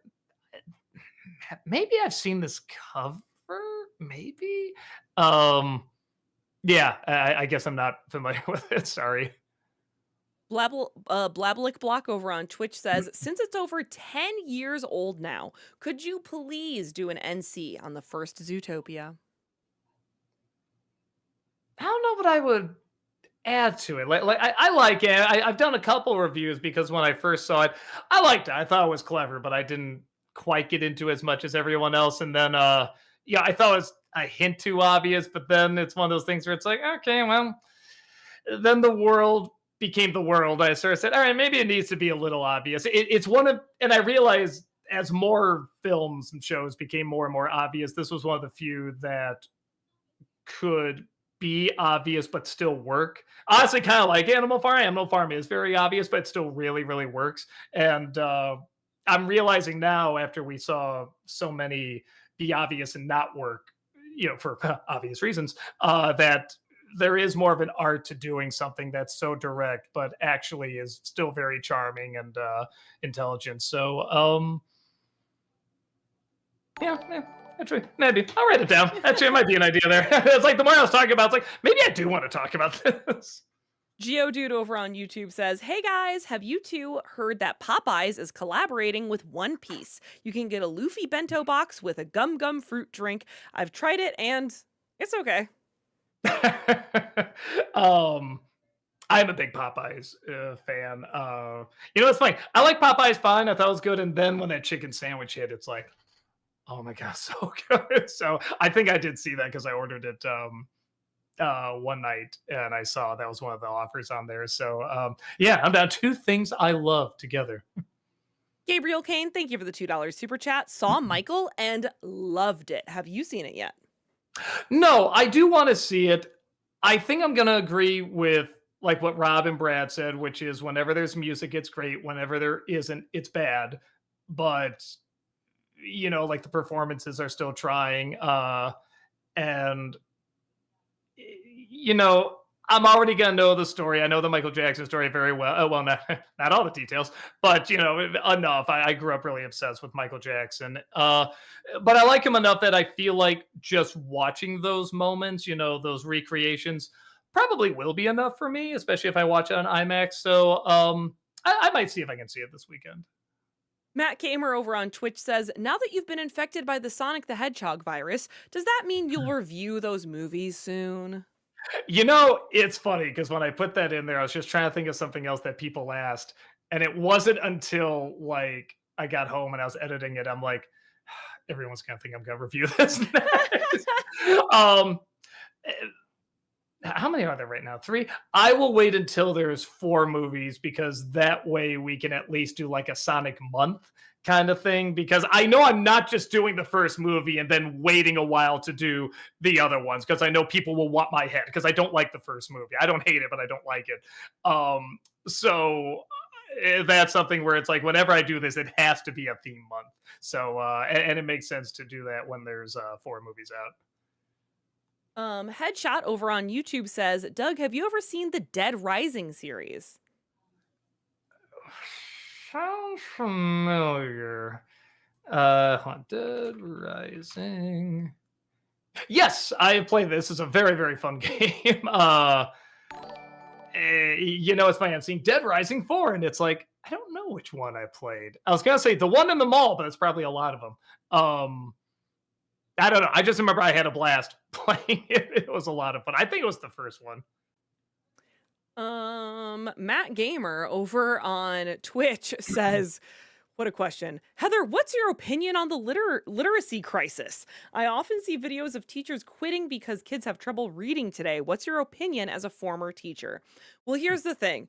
Again, as a former teacher, I haven't been in the classroom in about 6 years. And I know things have even changed since because I stopped teaching right before the pandemic hit. So like even post pandemic, some of my teacher friends Mm. have said things are very different, even just post pandemic. There's a lot of different factors that I think go into it that are difficult to dissect here in a digestible way, but there's a lot of different factors that I do think need to be addressed even before the pandemic to help literacy rates in the United States. Our system just we waffled even when I was in college, learning to be a teacher. We were waffling between sight words versus phonics, and like the best is really just a combination of the two. But there was a whole generation that was raised mostly on doing sight reading instead of phonics, and comprehension goes into it. There's a lot less parents reading to their kids nowadays.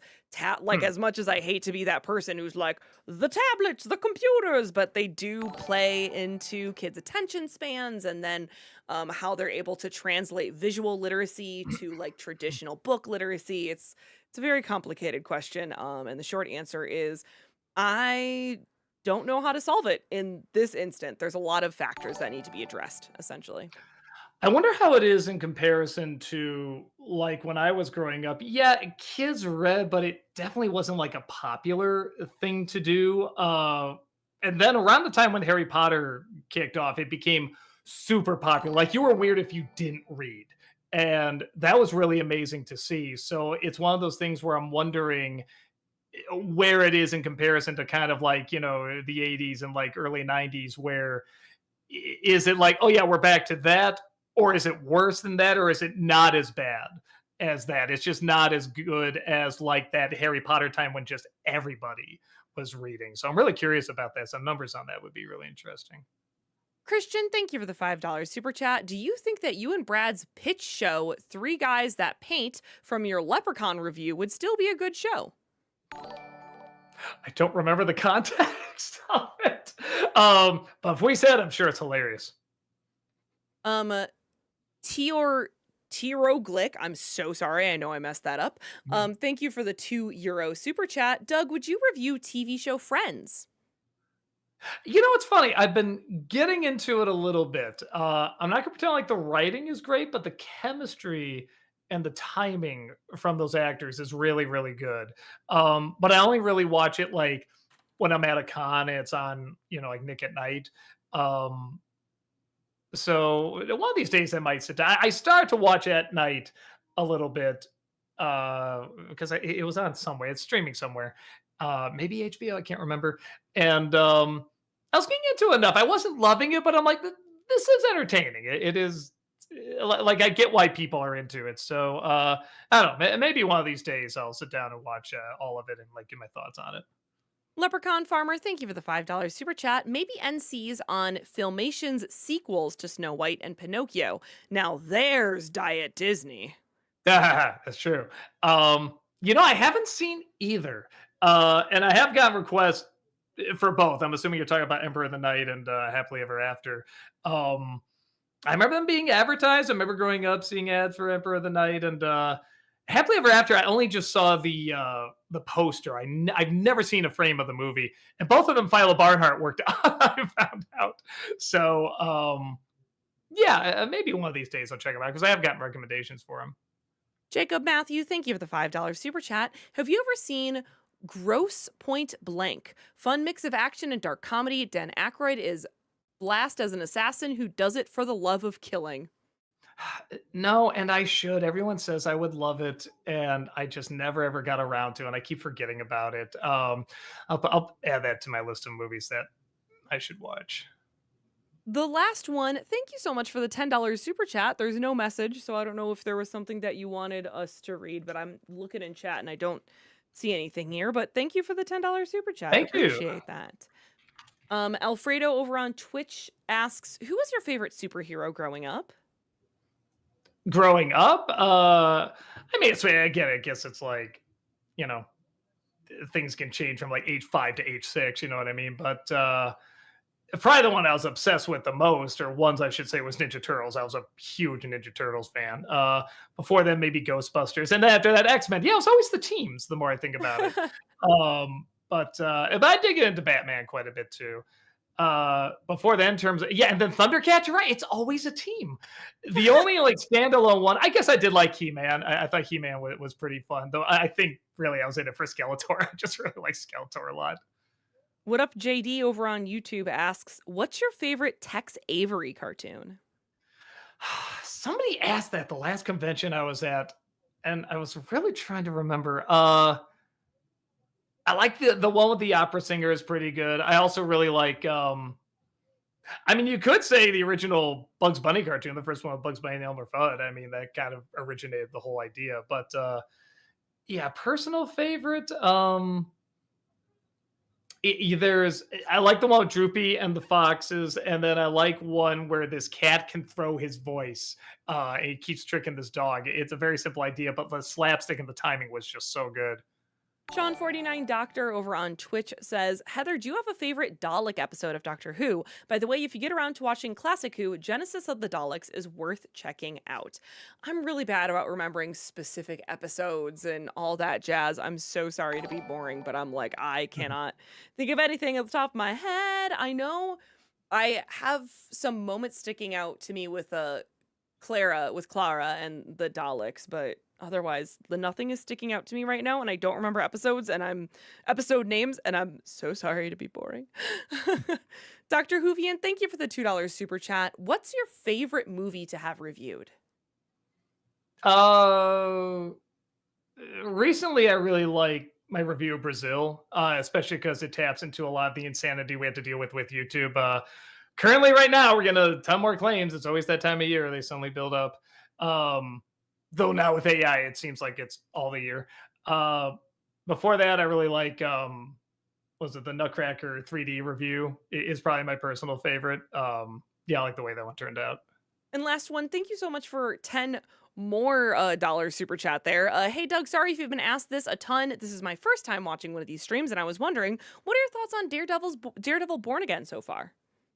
I haven't even finished the original series. I've only seen the first season of the original Daredevil, and I loved it. I just couldn't get around to seeing the rest of it. Same thing with Jessica Jones. I love the first season. I think I saw a little bit of the second season, then I just didn't get around to finishing it. I never saw Iron Claw. I heard I'm not missing much, and I saw about half of Luke Cage. I really like that. Again, just something fell off. It always comes out during a really busy time for me. So yeah, I'm so sorry. I'm really, really behind on all that. We are trying to wrap some things up here, but I'll ask this question really fast, chat.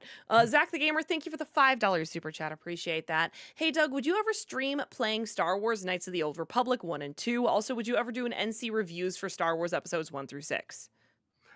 We talked about maybe doing a theme month for that, so we might. And I think Knights of the Old Republic we were gonna do. They were gonna have some sort of re-release, but then they Yeah. didn't do it. But I think we still have it on the list. So next Mhm. time we do the big voting thing, we'll probably throw that on there. All right, cool. Well, then we're gonna wrap things up here, everyone. Thank you so much, as usual, for being here. We do have stream tomorrow. Malcolm's gonna be back on Twitch, finishing up, I think, Resident Evil 9. So if you want more Channel Awesome Resident Evil content, come back to Twitch tomorrow night, 6 o'clock Central Time. Malcolm's gonna be playing Resident Evil Requiem, and Doug's actually gonna be here on Friday playing a video game. Yay! Well, playing Mario Galaxy, I'm not just joking. any video game. Okay. The video game. The video game. Yes. So come on back and hang out and have a great day. We'll see y'all later. Bye Bye. bye.